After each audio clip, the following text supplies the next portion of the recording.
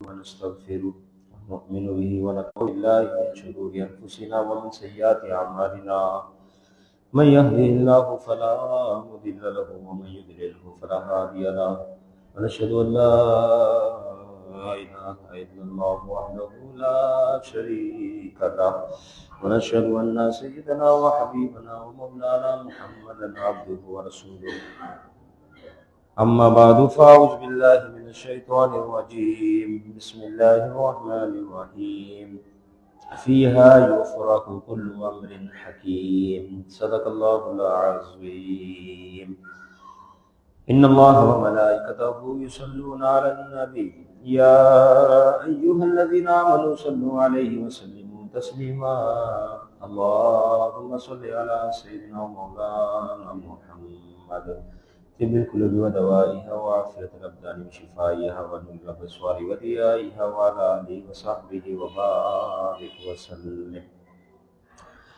اللہ جل جلالہ کی حمد و ثنا سرکار فخر کائنات قائد المرسلین خاتم النبیین صلی اللہ تعالیٰ علیہ وسلم کی بارگاہ میں حاضر تحفتاً درود و سلام کا نظرانہ پیش کرنے کے بعد رب عز و جل کا فضل ہے، اس کا کرم ہے کہ اس نے اپنے محبوب کا بہترین مہینہ، پیارا مہینہ، مبارک مہینہ، پسندیدہ مہینہ شعبان المعظم دیکھنا نصیب فرمایا. اس مہینے کی کیا بات ہے کہ اللہ کا احسان ہے شعبان المعظم، ایک تحفہ ہے، رحمان ہے شعبان المعظم. بتلایا ہے سرکار نے جس ماہ کو اپنا، وہ ماہ مہربان ہے شعبان المعظم. ملتی ہے گناہگاروں کو اس ماہ میں بخشش، ملتی ہے گناہگاروں کو اس ماہ میں بخشش. سرکار کا فرمان ہے شعبان المعظم. یقیناً یہ بہت پیارا محترم مہینہ جس کے بارے میں محبوب علیہ السلام نے فرمایا شعبان شہری، شعبان تو میرا مہینہ ہے. سرکار علیہ السلام بھی ہمارے، یہ مہینہ بھی سرکار علیہ السلام کا، ان کی نسبت رکھنے والا. لہذا سرکار علیہ السلام اللہ کے پیارے ہیں، یہ مہینہ سرکار کو پیارا ہے اور امت سے محبوب نے بڑا پیار کیا. تو اس اعتبار سے دیکھا جائے تو یہ مہینہ مشاکان مصطفیٰ کے لیے کتنی عظمتوں والا ہو گیا، کیونکہ اس کی نسبت حضور نے اپنی طرف فرمائی شعبان شہری، شعبان میرا مہینہ ہے. اس طرح حضور علیہ السلام نے فرمایا شعبان المطہر، فرمایا شعبان کا مہینہ پاک کرنے والا ہے. اور فرمایا شعبان کی فضیلت تمام مہینوں پر ایسی ہے فرما رہے ہیں. اور ایک موقع تھا محبوب میں فرمایا اتدرون لما سمی شعبان، اے میرے صحابہ تم جانتے ہو کہ شعبان المعظم کا جو مہینہ ہے اسے شعبان کیوں کہتے ہیں؟ صحابہ نے اس کی اللہ و رسول عالم، اللہ اور اس کا حبیب بھی بہتر جانتا ہے. حضور علیہ السلام نے فرمایا یتشعب منہ خیر کثیر، فرمایا اس وجہ سے شعبان کو شعبان کہتے ہیں کہ اس میں خیر کثیر پھیل جاتی ہے. رب عز و جل کی طرف سے بھلائی برکتیں پھیلا دی جاتی ہیں. یتشعب، اس وجہ سے اس مہینے کو شعبان کہا جاتا ہے. شعبان میں 5 حرف ہے. اس اعتبار سے دیکھا جائے تو سرکار غوث اعظم شہنشاہ بغداد شیخ عبدالقادر جیلانی رضی اللہ تعالیٰ عنہ کیا خوب بات ارشاد فرماتے ہیں. آپ فرماتے ہیں شین سے مراد شرافت، عین سے مراد عزت اور علو یعنی بلندی، با سے مراد بر بھلائی، الف سے مراد الفت محبت، اور نون سے مراد نور ہے. پھر فرماتے ہیں اللہ رب العزت اپنے بندوں کو شعبان المعظم کے ہر حرف کے بدلے یہ چیزیں عطا فرماتا ہے. کتنی برکتیں ہو گئی، کتنی عظمتیں تو ہو گئی. فرمایا رجب المرجب کا مہینہ جسم کو پاک کرنے کا مہینہ ہے، شعبان المعظم دل کو پاک کرنے کا مہینہ ہے، اور رمضان المبارک کا مقدس مہینہ روح کو پاک کرنے کا مہینہ ہے۔ تو یہ مقدس ایام اب شروع ہو چکے ہیں۔ اب اس ماہ مبارکہ میں ہمارے لیے کیا حکم ہے، اس ماہ مبارکہ کی کون کون سی عبادت ہیں جو ہمیں کرنی ہے؟ ان میں سب سے بلند و بالا عبادت کثرت سے درود پاک پڑھنا، کیونکہ مہینہ محبوب کا مہینہ، تو اس مہینے میں درود پاک کی کثرت کرنے والا عاشق رسول محبوب کو ڈائریکٹ راضی کر رہا ہے۔ تو اس مہینے میں کثرت کے ساتھ چلتے وقت، اٹھتے وقت، بیٹھتے وقت، آتے وقت، جاتے وقت، ہر حال میں درود پاک پڑھنا چاہیے۔ اس کی بڑی فضیلتیں ہیں، بڑی برکتیں ہیں، اور محبوب علیہ الصلوۃ والسلام کے اس مقدس مہینے میں درود پاک پڑھنے والوں کی کیا شان ہے کہ اس ماہ مبارکہ کا ایک نام اور ایک جانب اشارہ کرتے ہوئے سرکار غوث اعظم شیخ عبد القادر جیلانی رضی اللہ تعالیٰ عنہ فرماتے ہیں کہ ہوا شہر الصلاۃ علی النبی، فرمایا کہ محبوب پر درود پاک پڑھنے کا یہ مقدس مہینہ ہے۔ ہوا شہر، یہ مہینہ ہے، کون سا ہے؟ فرمایا شعبان المعظم۔ کیسا مہینہ؟ شہر الصلاۃ علی النبی، یہ تو نبی پر درود پاک پڑھنے کا مہینہ ہے، حضور پر کثرت کے ساتھ درود پاک پڑھا جائے۔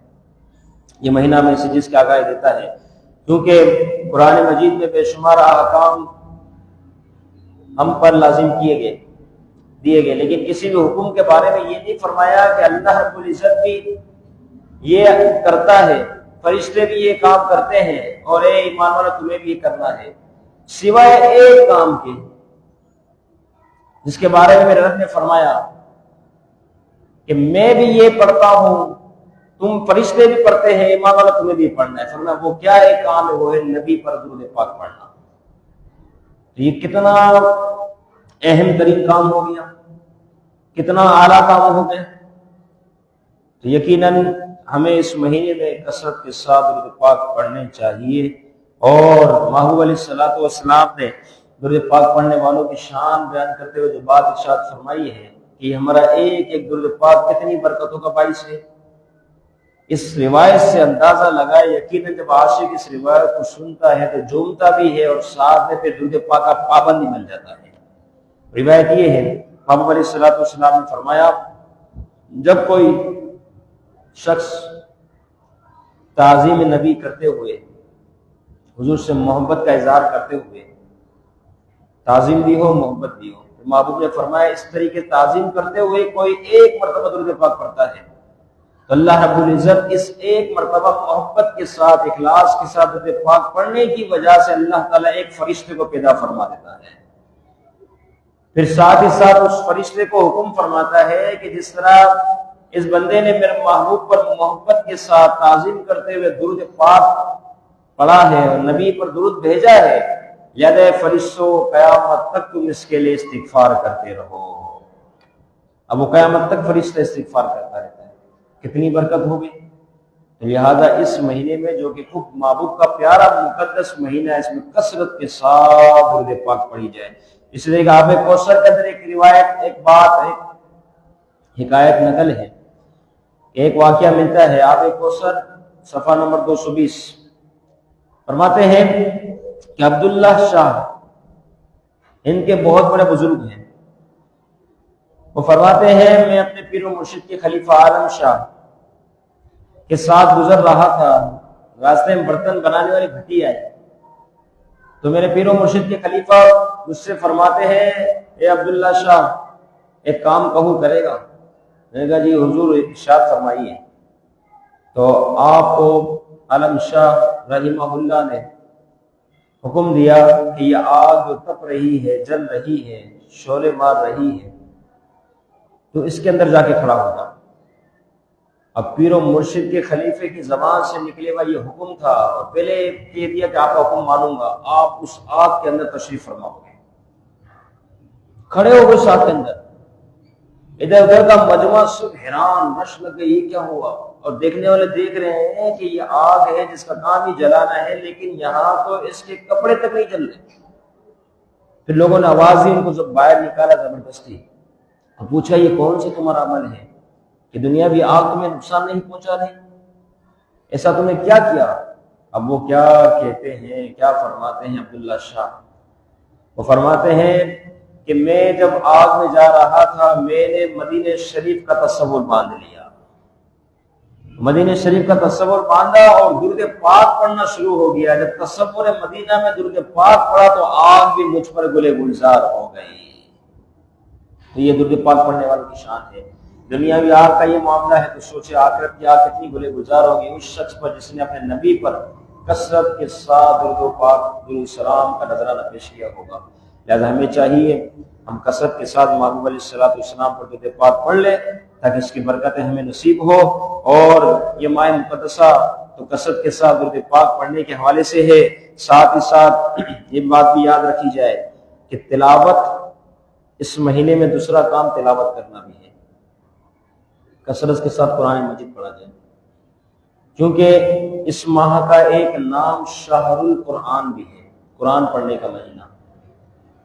جس طرح کثرت کے ساتھ اس مہینے میں درود پاک ہو، اس طریقے سے کثرت کے ساتھ قرآن مجید کی تلاوت بھی ہو۔ من قرأ من القرآن حرفا فلہ عشر حسنات، اور کما قال نبی صلی اللہ علیہ وسلم فرمایا جس نے ایک مرتبہ قرآن مجید کا کوئی ایک حرف پڑھا اللہ تعالیٰ اس پر اسے 10 نیکیاں عطا فرماتا ہے، 10 نیکیاں ایک حرف پڑھنے پر، حرف صرف ایک لفظ نہیں، ایک حرف پڑھنے پر کتنی نیکیوں کا ذخیرہ ہو جائے۔ اور خاص طور پر اس مہینے کا نام جو شہر القرآن ہے، اس کی نسبت سے کوئی قرآن مجید کی تلاوت کرے کتنی برکتوں کو پائے۔ تو یہ دوسرا کام ہے، خاص طور پر اس مہینے میں ہونا چاہیے۔ اسی طریقے سے اس مہینے نے خود رب عز و جل کی بارگاہ میں عرض کیا کہ اللہ تو نے مجھے اپنے مقدس مہینے رجب اور مقدس مہینہ رمضان المبارک کے درمیان میں رکھا تو نے، تو میرے لیے کیا ہے؟ میرے رب عز و جل کی طرف سے حکم ہوا کہ ہم نے اے شعبان تیرے اندر قرآن مجید کی تلاوت کو رکھ دیا ہے۔ انس بن مالک رضی اللہ تعالیٰ عنہ فرماتے ہیں صحابہ کرام رضوان اللہ تعالیٰ علیہ مجمعین کا یہ معمول تھا، آپ کی زندگی کا یہ حصہ تھا، صحابہ ان کا یہ معمول تھا کہ جیسے شعبان معظم کا مہینہ شروع ہوتا کثرت کے ساتھ قرآن مجید کی تلاوت شروع کر دیا کرتے تھے، کثرت کے ساتھ۔ ہماری بھی چاہت یہ ہو کہ درود پاک کی بھی کثرت ہو جائے، قرآن مجید تلاوت کی کثرت ہو جائے، اور ساتھ ہی ساتھ اس مہینے کی دوسری بلند و بالا عبادت وہ ہے نفلی روزے رکھنا۔ کہ محبوب علیہ السلام کو خاص طور پر دیکھا گیا کہ رمضان المبارک کے چونکہ روزے فرض ہے، اس کے علاوہ 11 مہینوں میں سب سے زیادہ اللہ کے محبوب شعبان المعظم کے مہینے میں روزے رکھا کرتے تھے۔ تو اس مہینے کی تیسری اور اہم ترین عبادت وہ ہے نفلی روزے رکھنا۔ تو کثرت کے ساتھ اس مہینے میں روزے رکھے جائے۔ اللہ رب العزت نے ہر چیز میں سے 4 چیز کا منتخب فرمایا، 4 چیز کا انتخاب کیا، اس میں سے ایک کو فضیلت عطا فرمائی، جیسا کہ 4 آسمانی فرشتے جبرائیل، حضرت میکائیل، اسرافیل، حضرت عزرائیل علیہم السلام، ان 4 کو منتخب فرمائے، اس میں ایک کو حضرت جبریل علیہ السلام کو فضیلت عطا فرمائی۔ اسی طریقے سے انبیاء کرام علیہ السلام میں سے 4 کا انتخاب فرمایا، حضرت ابراہیم علیہ السلام، حضرت موسیٰ علیہ السلام اور پیارے آقا دو جہاں صلی اللہ تعالیٰ علیہ وسلم، ان 4 کا انتخاب فرمایا۔ ان میں سے محمد صلی اللہ تعالیٰ علیہ وسلم کو مصطفیٰ منتخب فرمایا، 4 میں سے ایک۔ اسی طریقے سے صحابہ میں 4 کو خاص طور پر منتخب فرمایا گیا، سیدنا ابوبکر صدیق، سیدنا عمر فاروق، سیدنا عثمان غنی، سیدنا علی المرتضیٰ شیر خدا رضی اللہ تعالیٰ عنہ، ان کو منتخب فرمایا۔ اس میں سے ایک کو سیدنا ابوبکر صدیق رضی اللہ تعالیٰ عنہ کو تمام صحابہ پر فضیلت عطا فرما دی۔ تو انتخاب 4 کا ہے، پھر اس کے طریقے سے ایک کو فضیلت خاص عطا فرمائی گی۔ اسی طریقے سے فرمایا کہ اللہ رب العزت نے ان 12 مہینوں میں سے ان عدت الشہور عند اللہ 12 شہرا کہ 12 مہینے، ان میں سے 4 کو منتخب فرمایا، رجب، شعبان، رمضان اور محرم الحرام۔ پھر ان 4 مہینوں میں سے ایک کو فضیلت والا عطا فرمایا، وہ ہے شعبان المعظم کا مہینہ۔ تو جس مہینے کی نسبت محبوب کی طرف ہے، جس مہینے کو مطہر فرمایا گیا، جس مہینے کو قرآن پڑھنے کا مہینہ بتایا گیا، تو آپ سوچیں اس مہینے میں اس قسم کی عبادت کرنے والا شخص کتنی فضیلتوں کو پا سکتا ہے۔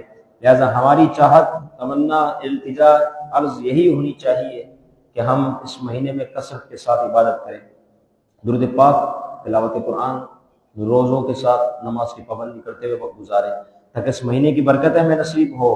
اس مہینے میں ایک شب برات ہے جو کہ منگل کی شب ہوگی، بدھ کا بڑا دن ہوگا۔ شب برات کا معنی خلاصی پانا، بری ہونا۔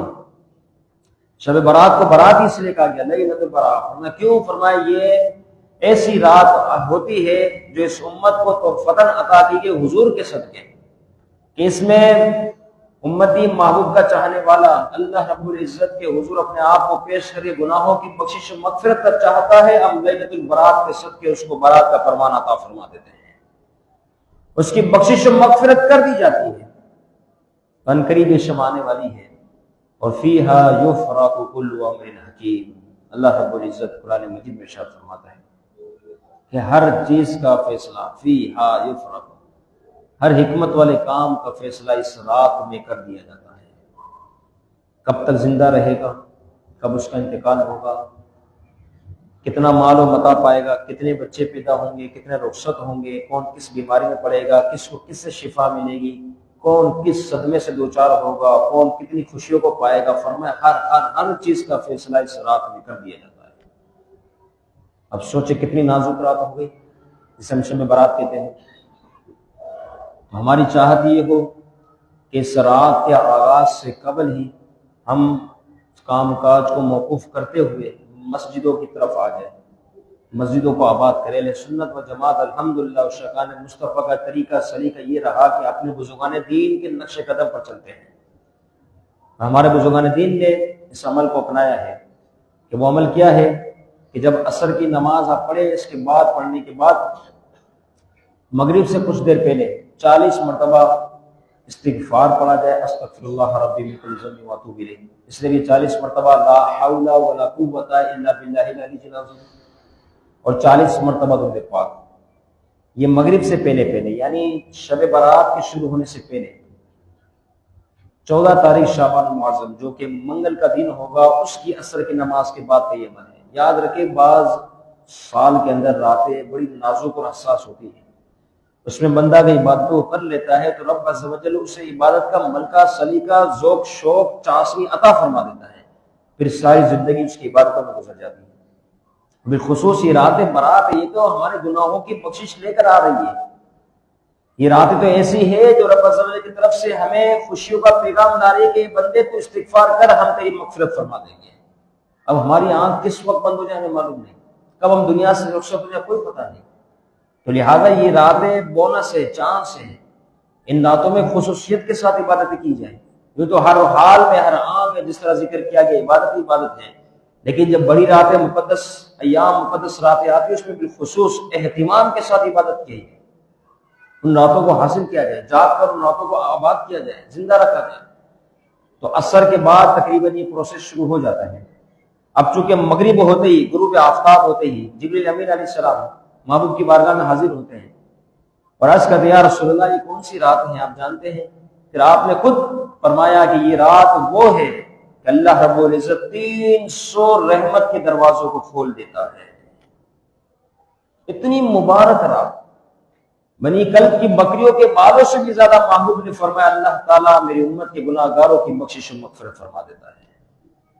ایک بکری کے بال کتنے ہوتے ہیں؟ فرمایا بنی کلب کی بکری، جو عرب کے اندر سب سے بڑا قبیلہ تھا جس کی بکریاں سب سے زیادہ تھیں، بکریوں کے اعتبار سے بڑا مشہور اور بہت بڑا قبیلہ تھا یہ، اس اعتبار سے تو فرمایا ان کی بکریوں کے بالوں کے برابر اللہ رب العزت اتنے زیادہ لوگوں کی بخشش و مغفرت ہو جاتی ہے۔